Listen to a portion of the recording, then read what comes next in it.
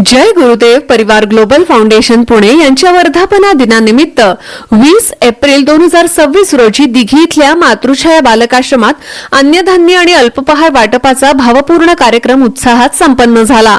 कार्यक्रमाची सुरुवात मान्यवरांच्या हस्ते सरस्वती पूजन आणि दीप प्रज्वलनाने झाली। यानंतर फाउंडेशनच्या अधिकृत वेबसाईटचे उद्घाटन करण्यात आलं। या कार्यक्रमाच्या अध्यक्षस्थानी फॅमिली कोर्ट पुणे येथील ॲडव्होकेट स्मिता देशमुख उपस्थित होत्या।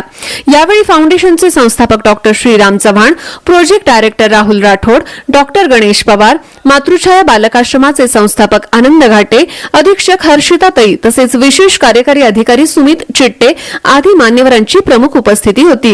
यावेळी बोलताना डॉक्टर श्रीराम चव्हाण यांनी सांगितलं की गरजूंपर्यंत मदत पोहोचवणं हीच आमची खरी सेवा आहे।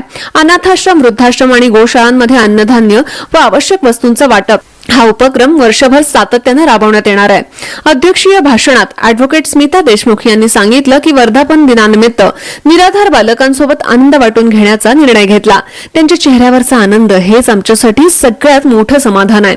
कार्यक्रमात उपस्थित मान्यवर, कार्यकर्ते आणि बालकांनी उत्साहात सहभाग घेतला। सर्वांसाठी अल्पपहाराची व्यवस्था करण्यात आली होती। समाजामध्ये अनेक मंडळी काम करणार आहेत, पण आपल्या जय गुरुदेव परिवार ग्लोबल फाउंडेशनच्या माध्यमातून काहीतरी वेगळं काम करायचं आहे, जेणेकरून की समाजापर्यंत आपण पोहोचू। त्यात पहिलाच मुद्दा असा होता, जे गरजू आणि गरीब अनाथ विद्यार्थी आहेत त्यांच्यासाठी अन्नछत्र सुरू करायचं। तर त्याची सुरुवात आपण आधी वेगवेगळ्या आश्रमातनं, वृद्धाश्रमातनं, अनाथ आश्रमातनं या ठिकाणी आपण जाऊन त्यांना अन्नछत्रासाठी जी मदत लागते, ग्रोसरी असेल किंवा खाऊचं साहित्य असेल, आजही आपण तिथल्या मातृछाया बालक आश्रमातल्या मुलांसाठी जिलेबी गुलाबजामुन आणि वडापाव हे खाद्य त्यांना देतोय। ह्या सगळ्या खाद्यपदार्थाचं स्पॉन्सरशिप मला स्मिता मॅडमने केलेलं आहे। मी त्यांचे आभार मानतो फाउंडेशनच्या वतीने। ही मोठी गोष्ट आहे। तर अजून याचबरोबर आपल्या फाउंडेशनच्या माध्यमातून इथून पुढे वृद्धाश्रम असेल, अनाथ आश्रम असेल, अन्नछत्र असेल, त्याचबरोबर गोशाळा असेल। आता मॅडम लातूरला आपल्या गोशाळेमध्ये 4 गायी आहेत। आता इथून पुढे तर वाढत जाते। 4 गायीला सुरुवात झालेली आहे आणि राहुल सर तिथं सगळं व्यवस्थापन बघत असतात। आनंदाची गोष्ट आहे की फाउंडेशनचा पहिलाच आपला वर्धापन दिवस आहे आणि त्या वर्धापन दिनानिमित्त आज आपण एकत्र जमलेलो आहोत। मला अतिशय आनंद होतोय। यानंतर आपण आपल्या फाउंडेशनची वेबसाईट आहे, त्या वेबसाईटचे अनावरण करतोय।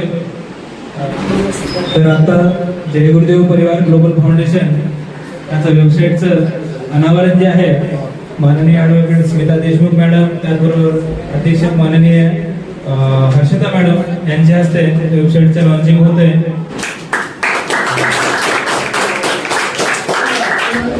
खरं तर बघायला गेलं तर मुलांनो, हे आता छान छोटंसं रोपटं आहे आणि ह्या रोपट्यासाठी मोठा वटवृक्ष आपल्याला करायचंय आणि सगळं तुमच्या आशीर्वादाने होणार आहे सगळ्यांच्या।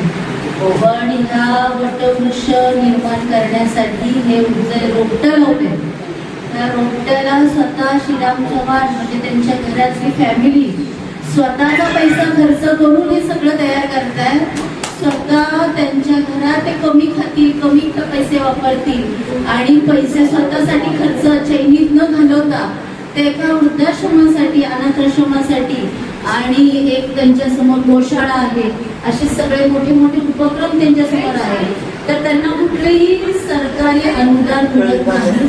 आपण हे सगळं आणि त्यातल्या त्या सगळ्या सिंहाचा वाटा हा श्रीराम भाऊंचा आहे आणि ते स्वतः सगळं तन मन धन हे स्वतः खर्च करतायत आणि त्या खर्च करून ते त्यांनी आता छोटंसं रोपटं आहे आणि त्या रोपट्याला आकार देण्याचं काम आता आपण सगळे मिळून करतो। माझे नाव हर्षिता, मी मातृछाया बालकाश्रम मध्ये अधीक्षक पद या कामावर कार्यरत आहे। आज आलेल्या सर्व पाहुण्यांचं मी मनापासून आभार व्यक्त करते। माननीय ॲडव्होकेट स्मिता देशमुख या मॅडमचं मी मनापासून मातृछाया बालकाश्रम आमच्या पूर्ण सहकुटुंब परिवाराकडून पूर्ण आभार मानते।